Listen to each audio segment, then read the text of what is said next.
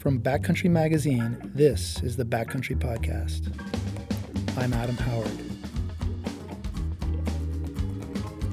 Welcome to Backcountry Magazine's Plan B podcast. I'm Adam Howard. Everything, it seems, is viewed through the tint of the coronavirus filter. On today's live recording, we're looking at climate change. What can we learn from our global solidarity around containing this virus? I'm joined by Bill McKibben, author, climate activist, and founder of 350.org, Sam Kilgore, communications manager at Protect Our Winters, and Dr. John Hausdorfer, director of the Master in Environmental Management program at Western Colorado University. I'm also joined by Backcountry Magazine editor-in-chief Lucy Higgins. Beyond our shared fight for the climate, we have a shared love, and that's skiing. So why don't we start there? Bill, I understand you just got off the 400-yard track that remains at Reichert near Breadloaf on the Middlebury campus. Yeah, we're down to the very end of the ski season here in Vermont.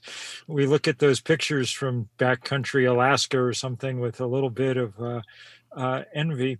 But I got to say, just about a month ago, just as we was beginning to become clear that the world was going to change, the last time I was away, maybe 6 weeks ago, it was up at the Maine Hudson Trails system where I'd never been before.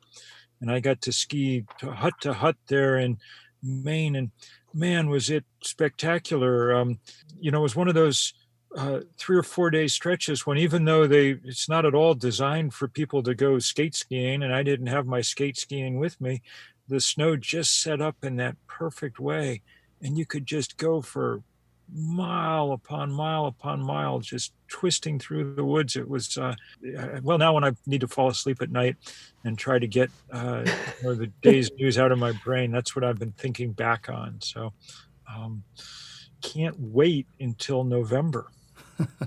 Excellent. John, what have you been thinking back on? Well, I think for me, the image most burned into my mind would be from Solstice Eve this last December. That's kind of our holiday. And we were skiing up to a yurt above Pitkin, Colorado. My 2 daughters, 12 and 8, Sol and Adelia, and my wife, Karen. And on the way up, it was just incredible. It was one of those solstice sunsets that seems like it takes hours because the angle of that sun is so low. And the light turned into this kind of purple light that my grandmother called the gloaming. And it just snowed. It was cold. So it was that sparkly rainbow sparkles of snow in the air. And my younger daughter looks up at me and says, "Daddy, the air is magic." Mm. Sam, you're also in Colorado. Tell us about one of your memories from the winter. Yeah, gosh. I love to hear both what Bill and John are saying, something about the magic of it, because I had this incredible moment. I love meadow skipping, and I was out with a couple of girlfriends in this area that I don't think anybody skis but me. So we've named it Sam's Glades. And it was one of those days where the weather just kept moving in and out. We were skiing probably 12 to 14 inches of just perfect Colorado snow. And it would be super, white out one minute. And then the next minute it would be sun. And it was kind of that situation where the snow was like sparkling in the sky still, even though it wasn't like fully snowing. And I just fully interrupted one of my friends in the skin track and was like, "Wait, no, this is amazing. I'm pretty sure that when I die, this is what it's all meant to be." And it was great skiing and great company, but it was also felt like the world was telling you everything was right at that moment. It was a good one. How about you, Lou?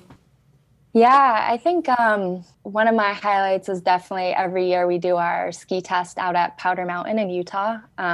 So we get about 65 people all together. We're all in condos. We ski bell to bell every day. It's a big party, and it's great skiing. It's super fun. Howie can attest to it. And this year was really weird with the timing of it. We just snuck it in before all of the COVID craziness hit, which in some ways almost made it more special. But it was weird. It kind of ended on a weird note. We came out of this little cocoon almost and picked our heads up, and we're in a pandemic. So it was a kind of a funky way to end it. Well, I can attest to that as I was there. Looking back on that, it was pretty joyous place to be. and to kind of be insulated from what was happening everywhere. Let me ask you, Sam and Bill, what's it like messaging today on behalf of Protect Our Winners and 350.org? Lou and I get PR stuff every day, and some folks seem to be doing it well, and some folks, it's like, the world has changed, people. You can't just solicit us all the time.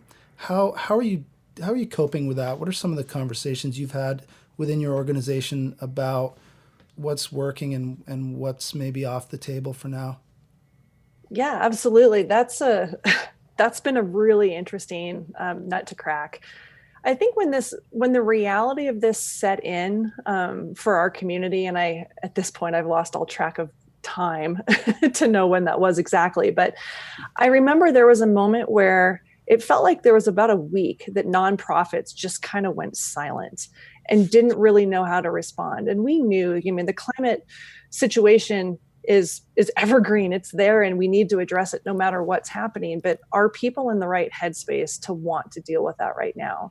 I know for me personally, I felt a little bit scared, overwhelmed. What did this mean for me? What does it mean for my parents in Washington State and so on? And so we knew that we needed to be really conscious to where people were and give a little bit of time to go back and re-strategize on how we wanted to talk to people. One of the things that I think that we do really well at POW is we talk to people like friends. We're part of the same community, skiers and climbers, snowboarders, and so on. And so it felt easier to have kind of a more organic conversation that didn't feel so us telling you how things needed to be. But we did take some time to kind of be quiet, sort of sort out where people were, see what our community was doing and what our community wanted to hear. And then we reached out to them and said, hey, how are you guys doing, first of all? And second, are you ready to start talking about climate again? And it was within that same week that our community was like, yes, we need the distraction. We need the goal. We need something to focus on that we feel like we can have an impact on. Like, let's do this. And so we basically acknowledged COVID, and we've worked COVID into kind of the world that we live in now and how we talk. But it is business as usual. We have something really important that we need to address, and working through the elections to get to that place. And so it's a consideration, and we had to kind of take time to do it slowly, but I think we're kind of right on the right track now. Yeah, I've been doing less kind of organizational work and more. I've been kind of writing constantly since the start of this Corona stuff for a lot of places, largely the New Yorker, and trying to kind of piece it all together. Because I think this is such a powerful and striking moment in time that the kind of things that we think about now and the themes that we sound now are going to be the ones that that power everybody's work on everything for the next years to come. This is one of these break moments in human history. So I've been trying to figure it out. I think there's 2 or 3 things that really stand out right now that kind of lessons that we're learning that are powerful. One is that physical reality is real. I've spent the last 30 years trying to convince people that physics and chemistry are real, and that you can't negotiate with them, and that you can't spin them, and that they don't go away just because you'd like them to, and so on and so forth. And now the COVID microbe is doing the same thing with biology. It's saying, look, biology is real and non-negotiable. It sets the limits. It tells us how far apart we need to stand. Doesn't matter how close we'd like to stand. It is setting the limits. That's a really important thing to understand if we're going to deal with the climate crisis. Reality is real. And we live in a world where that's not to be taken for granted. Most people spend so much of their lives behind screens that reality becomes a very amorphous and attenuated thing. Second thing, the kind of about that reality that's really crucial to our work around climate, I think, is that timing is everything, and that delay is a profound enemy. We've actually all become pretty good epidemiologists over the last 3 or 4 weeks. Now we understand about flattening the curve of the virus, and how, and we have horrible object lessons, The US and South Korea got their first case of coronavirus on the same day in January. The South Koreans went right to work. Nobody's going to be meeting together in big groups. We're going to be testing everybody, whatever. And as a result, they're now basically looking at this thing in the rearview mirror. We did just the opposite. We're like, wow, it's a hoax, or, the cases will go to zero, or there'll be a miracle, or, whatever, and as a result, now we have the worst of all worlds. We have to fundamentally disrupt everything about our society, and we're still going to have tens of thousands of people dead at the end of it. The analogy to climate change couldn't be any clearer. We should have started flattening the carbon curve 30 years ago when we got the warning. If we had, we would have had to do not very disruptive things, and we would have paid a far smaller price. But the lesson still holds. I mean, it's a lot better to start moving in 2020 than in 2025, And I think the third lesson that really stands out for me is social solidarity is crucial. Social trust is crucial. The societies that are working this well are the ones where people support each other, and so South Korea again, or New Zealand, or Germany. Probably also worth noting that they're all run by women, but that's that who knows exactly how that factors in. But what is very clear is they're not societies that decided that markets would solve all problems, that we didn't have to. I mean, I keep thinking about that thing that Ronald Reagan said 40 years ago, that the 9 scariest words in the English language were, "I'm from the government and I'm here to help you." Those are not the scariest. The scariest words in the English language are, "We're out of ventilators," Mm-hmm. So I think we're learning a lot of things here that are really applicable going forward. There's no silver lining to a pandemic. But if you're going to go through something this painful, you might as well at least learn something along the way. John, you were in Delhi in November, and at the time they were experiencing like record level air pollution. There was a New York Times story that came out today, in fact, and it was titled, "Indiasaver is a rare upside to coronavirus, clean air." And for a generation or two, it's the first time the inhabitants there have seen the sky during the day, seen the stars at night. Share with us some of your experiences there, and you read that article before the show today. It's staggering, isn't it? It is staggering, and we bring a group of students once a year for a month to the Himalayas in India. We have a sister city in Majkali, right on the edge of Nanda Devi Sanctuary, and of course, required reading is the Alpinist article on Nanda Devi, which is outstanding. And we were within 30 kilometers of that sanctuary, and because of their celebration during Diwali and all the fireworks combined with crop burning, we went from clear morning views of that peak to not being able to see it all. And then when we got back to Delhi, a city that I absolutely love, they were actually rationing when rickshaw drivers could actually drive. And so they were economically hit by air pollution. I see those as essential workers. And now we're seeing, a similar thing in cities around the world, like who's privileged enough to have a job.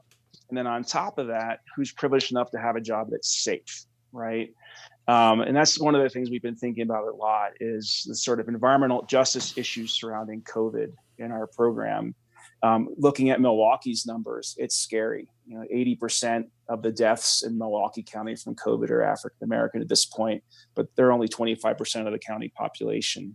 We're seeing similar numbers in Chicago, Detroit, New Orleans, right? And these raise hard questions that, as Bill pointed out, these are questions that predate COVID, whether it's about climate justice or other issues.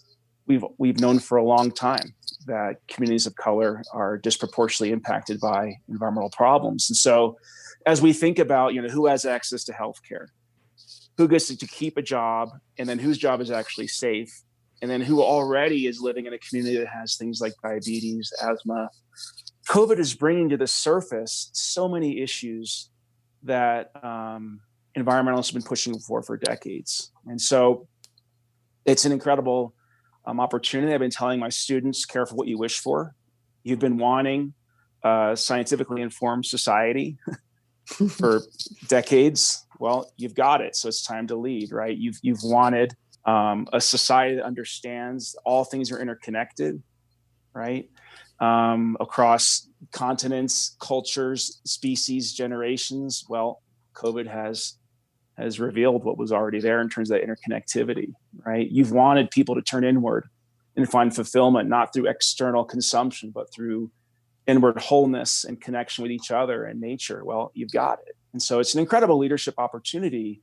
But we also have to confront our privilege as environmentalists as we take on this moment. And, whether it's, thinking about Delhi's air after this moment or our own neighbors in cities like Chicago and Milwaukee.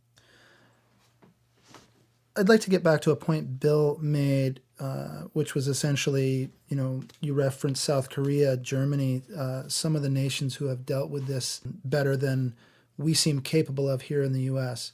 Neither of those nations are authoritarian necessarily. They are smaller. Their system of government is different. Are we capable in this modified federalist system in which we live in dealing with these big issues between the states and the feds and the Democrats and the Republicans? Is it even possible to have a salient response to this, let alone the administration that's in power today? Right. So it's a little hard to say anything about the capacity of the United States when you have to first factor in Trump. Clearly, nothing useful is possible to happen with Donald Trump in the White House. He's a buffoon. And if it was not clear previous to this, it should be clear to absolutely every person on earth now. I mean, you could literally have picked anybody out of the phone book and everybody would have felt more comfortable and confident following their lead than listening. Bill, what's a phone book? Yeah, than listening to a guy, shill for patent medicine and scream at people and things. I mean, it's just pathetic. That said, it's not like we were doing a very good job of dealing with a lot of this stuff beforehand. I mean, our country is deeply divided, and it's possible that one way we could come together as a society is in figuring out how to rise to the challenge that climate presents. That may be optimistic. It almost certainly is optimistic, but there's enough in the required response to appeal to something to appeal to everyone. I mean, clearly, we're going to have to make our spirit of innovation and entrepreneurialism really work. And those are things that Americans traditionally have been good at. We need lots of people who are good at building businesses and in deploying technologies. We clearly need, as John was saying, to finally, we can't deal with our environmental challenges unless we can deal with the social divisions that, in race and economics and everything else that make things so tortured here. The best hope maybe is that it's become very clear over the last year or two, when you look at the polling, that among young people of all stripes and all political persuasions, climate change has emerged as the issue that people care about and push hard on.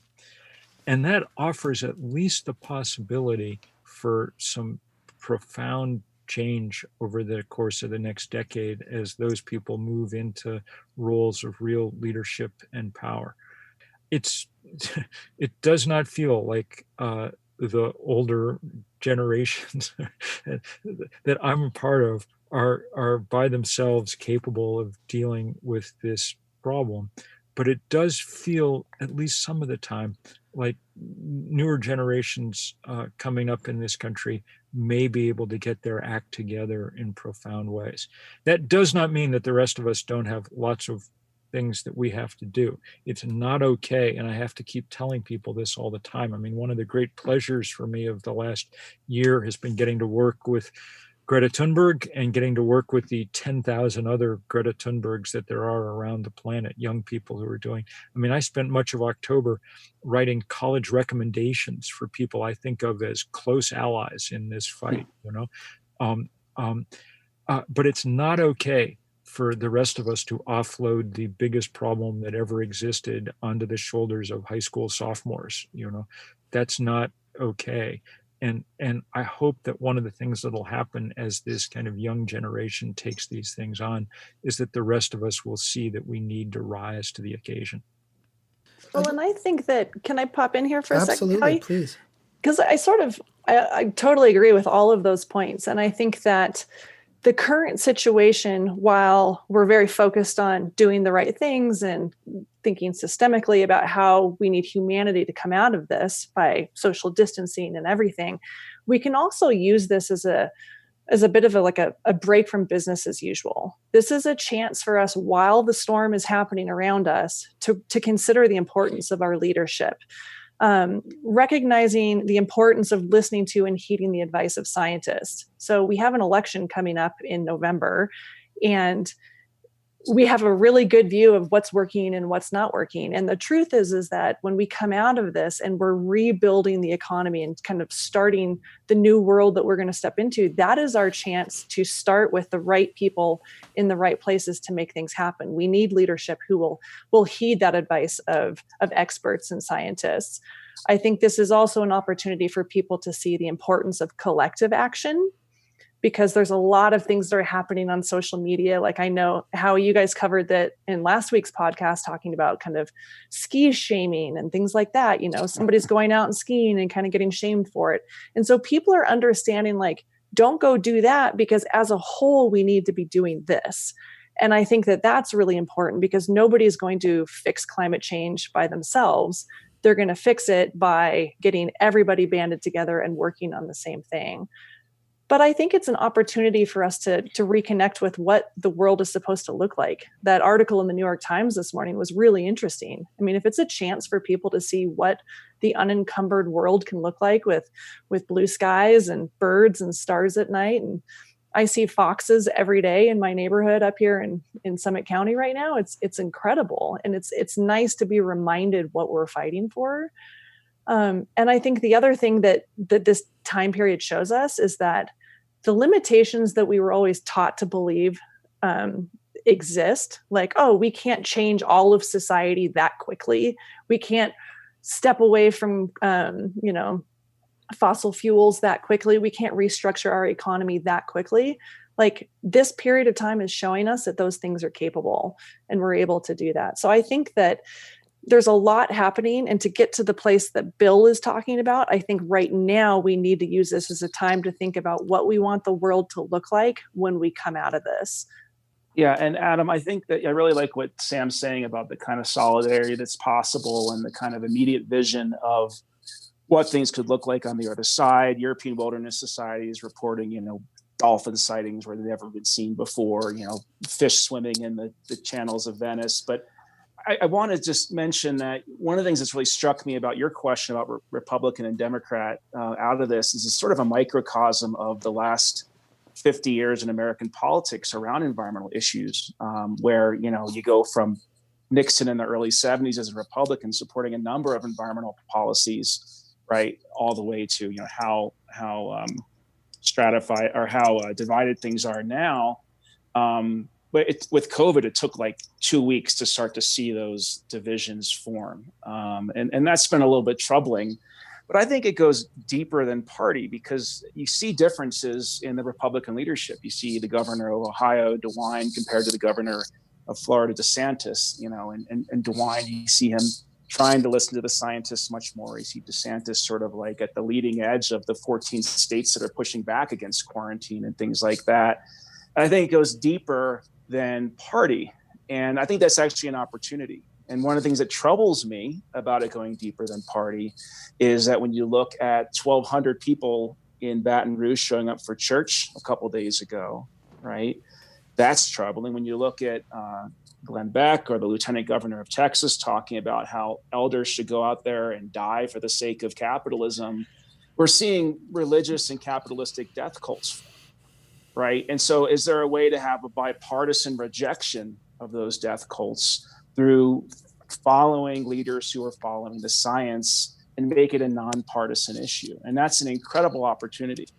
So it's just, to me, it's interesting to see what took 50 years for environmental issues to become partisan has only taken 2 weeks on COVID, but there's still some hope out there that the death cult path is not a party thing. Well, here's the thing that I see about partisanship, and that is it really doesn't exist in skiing. And I wonder, and Lou, perhaps you can talk about this, and I know POW does essentially all of their work through the skiing community, trying to rally folks from a broad spectrum of income and certainly less of a race spectrum there, but nearly 50-50 male, female, great breadth of ages that participate in this sport. But how influential can the small skiing community be in this? I guess I'd like to start with Lou and then go to Sam on that. I think we're seeing a shift a little bit, especially in the past week or so, in people in the ski community understanding the individual impact and how they can band together and have a bigger social impact, or taking it beyond their self-interest of, I really want to ski, but I know I shouldn't. Well, I'm going to go anyway. And, I think, like over the past week or so, we've really seen a lot of communities come together. So I think in some ways it's a little bit surprising to the ski community to see how big their impact can actually be. At least that's my takeaway on it. And I've had, a lot of pitches in my inbox about people trying to help, whether it's, from individual skiers or PR companies. So I think the effort is there and the interest is there. Whether that can continue, I don't know. I hope so, but it is possible. Totally. It's totally possible. And I think that the truth is that the ski community, while we feel like it's tight knit and it's this little group of just a few of us that like to all get out together, it's a big community.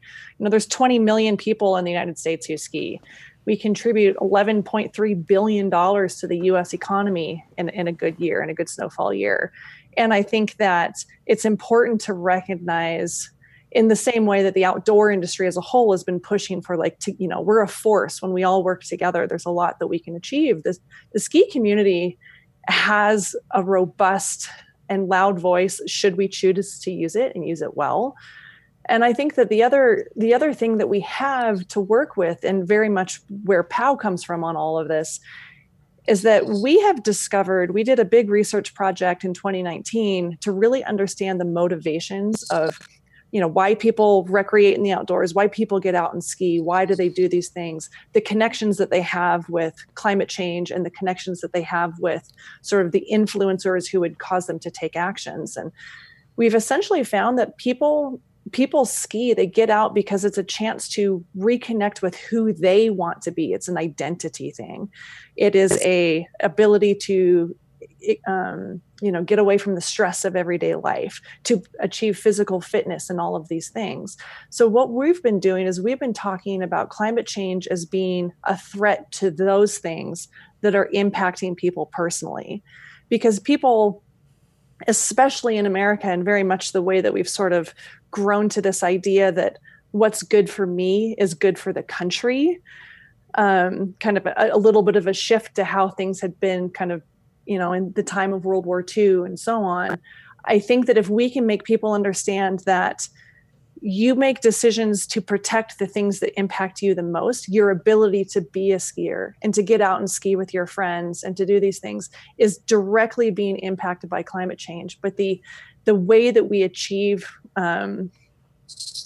any meaningful action on that is by banding together and using the voice that we have of 20 million skiers and achieving so much. So I think it's about reminding skiers the strength of the community, but also that we're part of this community and we're protecting this community because it makes us who we are. That's what we're protecting. Everything else, of course, is equally important, if not more so, but we see that as being the motivation that can get skiers out the door and, contacting legislators, showing up and voting, attending city council meetings, and so on. I've always been inspired by Protect Our Winters for that reason. And, one of the things as a environmental ethics professor, I've always been trying to figure out is how do you build solidarity between people in positions of privilege with people from vulnerable communities? And with Protect Our Winters, you can have, as a teacher, I can have, an economically privileged snowboarder, right, who has a way of life crisis in the face of losing snowpack, who's suddenly very open to learning about how the Inuit are being removed from their villages. And even though, one's a much less tragic story, they're both about loss of way of life, right? So I love the solidarity that comes from Protect Our Winters. And then what I'm inspired by in terms of my students who are backcountry skiers, like a lot of students, lost their ski season here. And I thought, the backcountry skiers will be fine. But I think as Lucy was getting at, they immediately wanted to take responsibility because they don't want to fill up hospitals with a blown out knee or if they trigger an avalanche. And so they've been leaders on like mindfulness at home, meditation at home, on their Facebook posts or their Instagram posts, because for them, backcountry skiing is just an extension of that mindfulness. So you take the skiing away and they still have a practice. And that's really inspiring to me. Bill, what are you seeing on the Middlebury campus? Well, everybody had to leave Middlebury campus early on. And so now we're teaching out across the country, and it's really interesting. When everybody's on campus, everybody's in the same boat, right? They're all eating in the same place and living in the same kind of rooms and stuff. But when they disperse back home, it's a good reminder that there are people who live in places that have good internet connections and a big house and and then there's people who live in places where they're crowded together and their sister is trying to use the internet to do their grade school homework, and maybe there's not enough money for broadband, and on and on and on. So it's been actually quite useful to learn to be teaching. It's a good reminder for everybody of the world that we live in. Middlebury is one of those places where many of the people who come to it come to it because of their love of the outdoors. It's one of the 10 or 20 or 30 most hard to get into schools in the country, but the people who its subset are people who really want to be in the woods or in the farm fields of the Champlain Valley or in the mountains or whatever. And so I think it's been particularly hard for people to just be kind of thrown indoors, and you hear a lot of that from talking to people. Thank heaven. I mean, I don't quite know how I'd be getting through this if I lived in a place where it wasn't easy to get outdoors every day.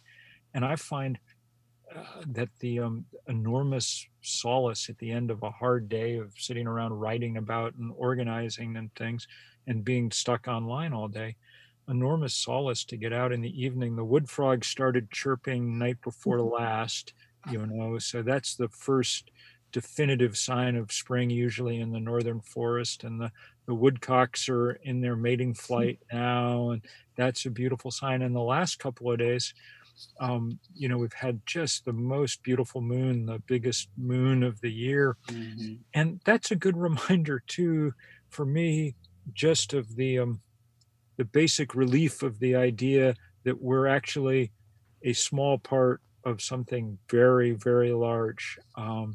And there are days when that's necessary solace, it seems to me. And that's very similar, Bill, to the students at Western Colorado University. They chose, to come to the heart of the Rockies for college. They chose a small liberal arts college to be right in there with their professors, but we're really engaging them. We have this Zoom classroom, but then we set up, the framework through a mini lecture, and then we send them all out. One's in Vermont, one's in Chicago, one's in California, a bunch are in Colorado, and they go out into what they consider their environment, come back, with evidence from their different places. And so call it place-based education. But your point is right about the moon. Everyone can see the moon right now, even in Delhi, Adam. And I worked with the Center for Humans and Nature on a book called Wildness. And that's about, you don't have to go all the way out to a massive wilderness area to find the self-renewing systems of the world and just renew yourself through connecting with those. It could be a plant in your house, it could be the willows in the ditch in my yard, right? It could be the birds flying by. And so we're trying to get students from all these different places to share all those self-renewing systems from across the country. Sorry, go ahead.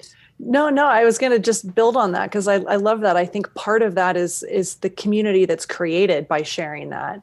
And I think that's the beauty of the outdoor community and the ski community is like, how do we continue to create and foster a sense of community when everybody is disparate, everybody's connecting digitally?